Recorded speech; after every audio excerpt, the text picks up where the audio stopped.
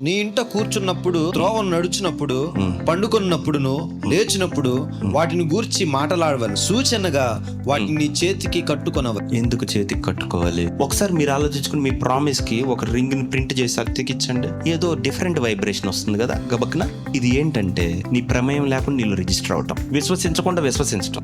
ఇక్కడ నీ ఫ్రంట్లెట్స్గా ఉండాలని, నీ తలకు బాసికగా ఉండవాలని.